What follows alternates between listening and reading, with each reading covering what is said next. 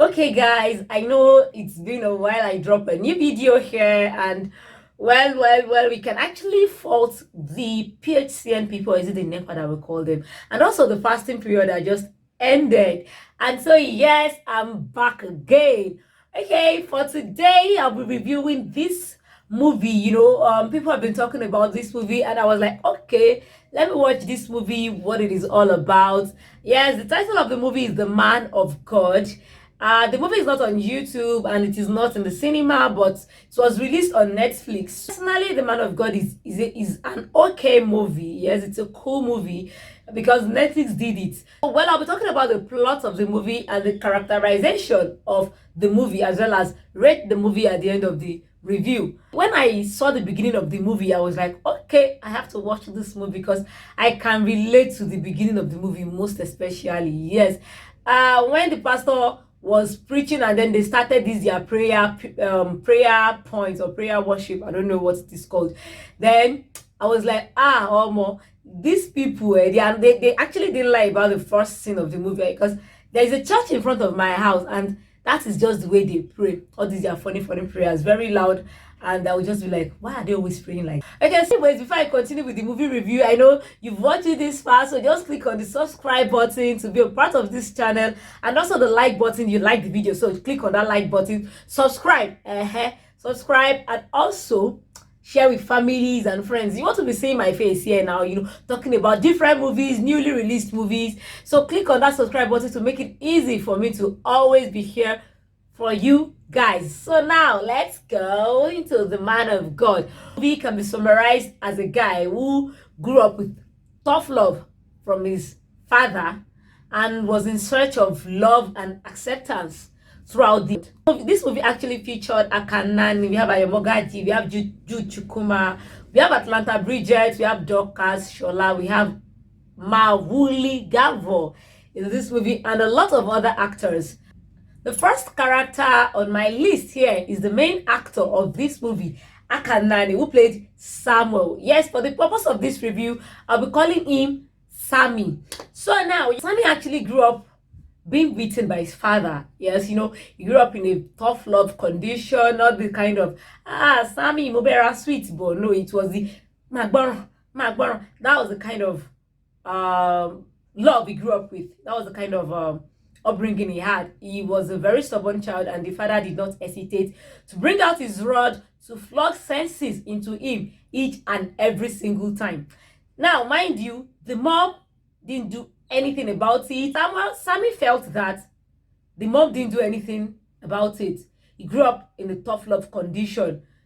Yes, he was stubborn, and then he decided that, yes, I'm not going to end up becoming a pastor like my father. In fact, I'll stop going to church. I won't do anything that has to do with Christianity in any ways. That was his firm decision. And then he left home, he went to school. Along the line, he came back home, one time, and then he was playing Fela's song in his room, and he and his father had another clash. This time around, he cannot be beaten again. I mean, he's now a grown-up child, of course. So that was when he made a decision that as he's leaving house, so I am not coming back again, you people. Like, I am leaving this house for you. Finally, pata. So much for a guy with that kind of strong conviction to finally end up, he ended up as a failure. I mean, what happened? Why? I don't get it. Personally, I feel there are ways he could have avoided having issues with the father as he became a grown-up. This is your father's house. Respect his rules. Why play Fela's song in his house when you know that he's actually against it? Let's live in peace now. But no, he decided that I want to go against my father because he despised his father. Another thing is that I understand that the father was always beating him. He never spared the rod when it comes to correcting Sammy because he was stubborn and all. But he had a choice. He had a choice to make with his life. It was his life. I do not believe in this trauma of a thing being attached to him becoming a failure at the end of the day. No. He could decide to just walk through the right path without ending up as a pastor and still becoming successful in life, or went down the path he decided to choose at the end of the day. It was his choice, his life choice, and well, he messed it up and he became what he became. Oh yes, that was what happened. So now let's talk about Sammy in his search for acceptance, for love in women. I guess when he got to school, the first lady he had contact with was Rekia. Rekia was a very nice guy to him. In fact, Rekia did everything for him. Rekia was the one supporting him in school, especially when he finally decided to leave home. It was Rekia that was there. Rekia did everything for love and for money for this guy.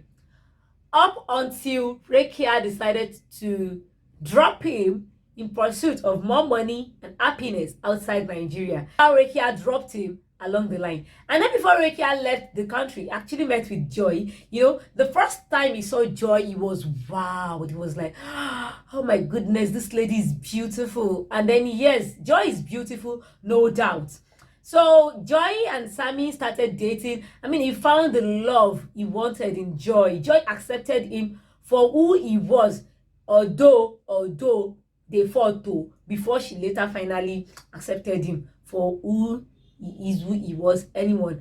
And they were dating until Uncle Mawuli entered and just said, oh, bro, you gotta sit down, I'm the one marrying this woman. Anyways, Mawuli didn't say that. I mean, that was how it played out in my mind. And then Mawuli took Joy away. Joy dumped his sorry ass for another person who felt, yes, this man is compatible with my dream. You are not compatible with my dream. So he felt rejected all over again. He felt rejected all over again. He lost the love. He lost the acceptance he found in Joy, and he was devastated. He was frustrated. And that was when Teju came in. Mind you, Teju has always been there in the picture, but Teju, he never loved Teju.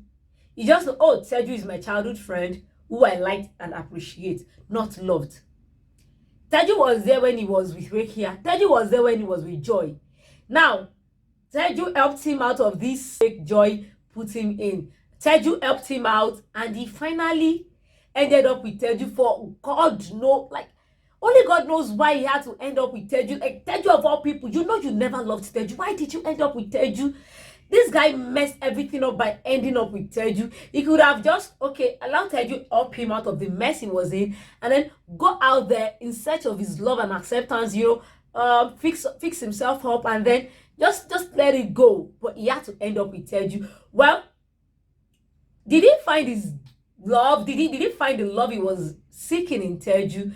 I don't think so. I don't think so, because even despite the fact that he finally got married to Teju, you know, he imbibed Teju's way of life, you know, church, became a choir master, and doing this and that, all for Teju. Baba was still knocking girls inside choir. That means he had no respect for Teju now. He was still doing some things under, and I'm sure Teju knew about it, because Teju could feel that this guy don't really love me. I could feel it. Yes. I mean, that particular scene when he told Teju that you are the best thing, the woman I ever loved. Remember, I was like, Allah, you stop lying. Joy is the only woman you ever loved in your life. Then we can say Rekia is number 2, because Rekia had this influence on him. So this guy actually did his best to interpret the role the script was given. The part I didn't really like about him is the lover boy part of him. I mean, it was just, Drew said it was too much. Yes, he was overly into that lover boy part. And yes, he really tried his best interpreting the fella role. I mean, he did a great job with that. He has the height, the stature, the dancing, and everything. He really tried, given the fact that he's not even a Yoruba guy like fella himself. So he did a good job with his role. Now, that's the part of Sammy. And now, the second character on my list is Rekia. Oh yes, Rekia is actually my favorite character in this movie, because she was just so natural with, I mean, you would think Rekia is that kind of person in real life. She was so natural, the bad girl vibes, everything was just coming out naturally. The way she talks, the way she acts, the way she does her things in this movie, it was so natural. In fact, I'll be rating Rekia 10 over 10 with her acting role in this movie. This is not the first time I'll be seeing Rekia in a movie, and yes, she really did a great job with this role. And so Rekia is a bad girl most guy wants, you know, the bad girl with, or the good girl, no, the bad girl with a string of good girl inside and so on like that. She actually loved Sammy. You know, she did everything for Sammy, housed Sammy, gave Sammy money and everything. She was everything aside education. She was giving it to Sammy. And I guess Sammy felt connected with Rekia because Sammy despised the Christianity. And Rekia was not in that world. So it was easy for Sammy to connect with Rekia on that level. And then Rekia brought out this bad guy in Sammy, you know, the bad guy the father hated. Yes, Rekia brought it out. And I think that was the old Rekia had on Sammy. And I guess the sex was good too. So, yes, that was it about Rekia. And at the end of the day, Rekia left Sam. Rekia traveled out of Nigeria, you know, in search of a greener pasture, more money, and happiness. Yes. So Rekia did a fantastic job with her own characterization in this movie. The next character on my list is Joy herself. Yes, I know we understand that Sammy was with Rekia when he met Joy, but Sammy and Rekia were obviously in an open relationship. They didn't say so, but it was so obvious. So yes, he met with Joy, and then he fell in love with Joy. Joy fell in love with him. They clicked, even though Pastor BJ tried to pour Sansa inside their Gary, but no, love conquers it all. And then they moved on stronger until they show Pastor Mawuli Gavor. See, the moment I saw Mawuli inside that movie, I knew that Mawuli ti de wa gba yawo e o. Sammy, forget it. This Joy is gone, because we all know Mawuli in movies he's always snatching. If he's always snatching girls that is six pack. I don't understand. They need to change the roles they give to this guy. Honestly speaking, the moment I saw him, I knew, oh yes, Mawuli is taking Joy away, no doubt about that. So Mawuli was introduced to Joy, and Joy felt, okay, this is the man I want. Mind you, she loved Sammy, but you know, sometimes people say love is not enough. She felt, this is the man I want. You know, the man, Joy wanted a ministry, and Mawuli is a pastor. Mawuli is like somebody that would have a ministry. Like, Sammy is not even a pastor. Sammy is still just growing like a baby that is still growing, that they are still nurturing. Okay, oh, can you come? And then an already made pastor came along. Of course, Joy followed him in order to fulfill her own dream, happiness, and find joy in that. And then he dumped the sorry ass of Sammy, who was never a Christian anyways, brought up in a Christian way, but he didn't really do a good job with breaking up the news to Sammy of Joy getting married. I mean, obviously Pastor BJ never liked Sammy anyways. So now to the next character on my list, Teju. Man, you see, I blame Teju for what happened to Teju. Yes, I mean, as a lady, you could see it. She saw it. This guy is not into you, but you still, and she decided to go and marry this guy. Why now? Why did you have to just mess things up like that? You were there when this guy was with Rekia, doing stuff with Rekia. This guy picked Rekia over you, and then you introduced him to Joy. This guy picked Joy over you. You've been inviting Sammy to fellowships, prayer meetings, and so on like that. This guy never for once showed up, but he showed up because of Joy, and you still had the guts to go and marry him. Madam, you fucked up. You shouldn't have gotten married to Sammy in the first. In fact, you shouldn't have dated Sammy in the first place. Okay, fine. Joy dumped his ass. You were the only friend he had that could help him through.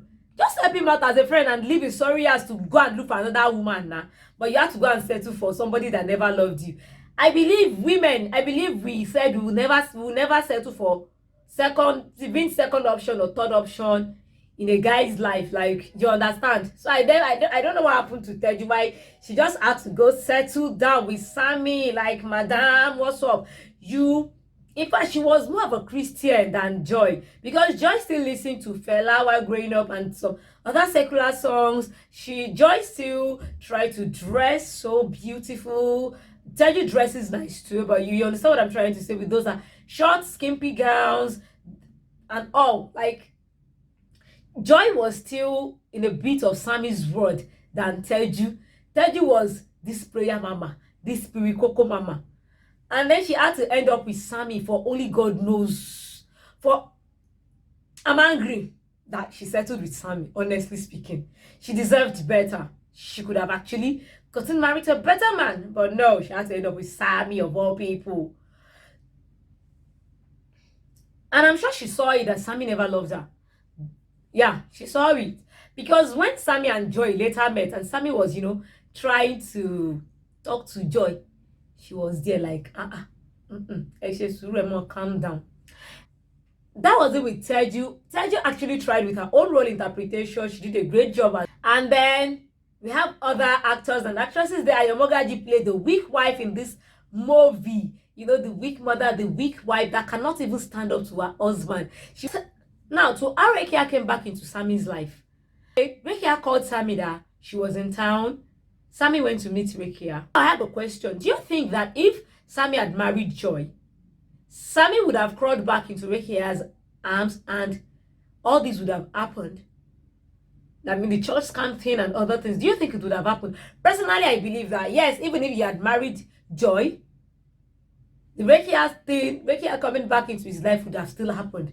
A friend of mine believes that no, Joy had a hold on Sammy. Sammy loved Joy too much. In fact, when Rekia proposed that, okay, let's leave Nigeria, drop out of school, he didn't follow Rekia because he already had Joy as at that moment. So he believes that Sammy wouldn't have gone back to Rekia no matter what. I believe otherwise. Now, let me know. What do you think? Drop your thoughts in the comment section and I will go through them all. Thank you. Sammy messed everything up and Teju destroyed Sammy. Of course, I was expecting Teju to do that because Teju was being used all along by Sammy. Sammy never loved Teju. It was Teju's love that kept them going and growing. And at the end of the day, he betrayed Teju. Of course, you cannot betray somebody that loved you, that did everything for you, and think you would go scot-free. No. So she reported him to the police, and then they came for him, arrested him, and he went to jail. And then he came back home as a failure, despite the conviction, the personal conviction he made that he would never come back home. Just like the prodigal son who went away and later came back home to his father. He was forgiven, hugged, and then they all praised the Lord. Anyways, that's just by the way. Now, and yes, let me talk about this part, the bad parts of this movie. Oh yes, the movie is not so perfect. The first thing is, I have issue with the communication method they used. Like, excuse me, why was Sammy's mom writing letters to Sammy?